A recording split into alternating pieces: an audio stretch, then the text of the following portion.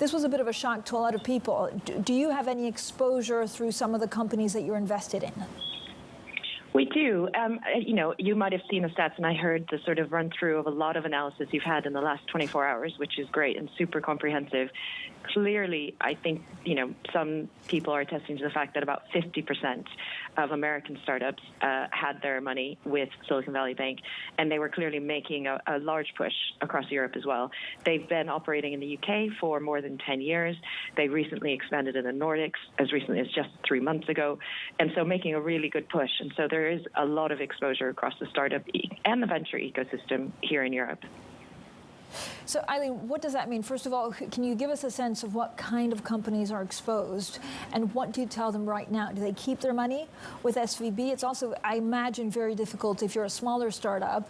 You may not have a second bank account, so it's difficult to get your money out and put it elsewhere. Yeah, there's been a range of reactions, and it's really interesting to see because obviously at Passion we have more than, about 50 active portfolio companies. We also do banking as well for the fund and for our fund manager. And then we've also seen what co-investors and others are telling their portfolios, as well as how founders are reacting. And there's clearly one sort of set of reaction, which is let's move our money. And just, to be clear, the reason for that thought process is why wouldn't you? Or looking at a cost-benefit analysis, why would you not look to de-risk exposure? And so it just seems like very little action or investment or resource would be required to simply, diversify yourself away from this. On the other hand, there's probably just as many people saying, listen, this is overblown. The bank still has, more than $200 billion worth in assets. What happened and what triggered, its need to raise capital was, bond performance that is pretty separate from what's happening on the deposit side, as well as in terms of its AUM. And so this should all blow over. But you're getting both.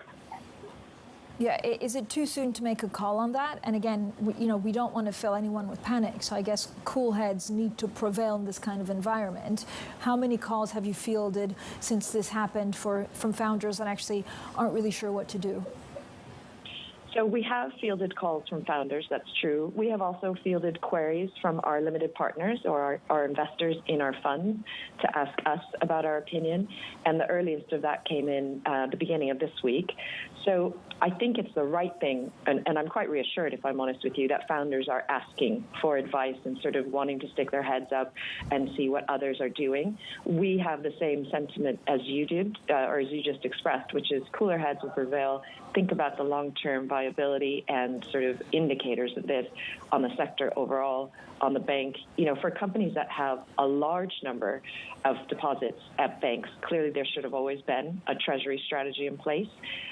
This is maybe a good wake-up call to put one in place if that wasn't already the case. But in terms of, early-stage startups or people with what I think Silicon Valley Bank would term as immaterial sort of deposit sizes or deposit books, we don't think this is existential, to borrow a term from somebody that you ran through in the run-through in your recap, just opening up this segment.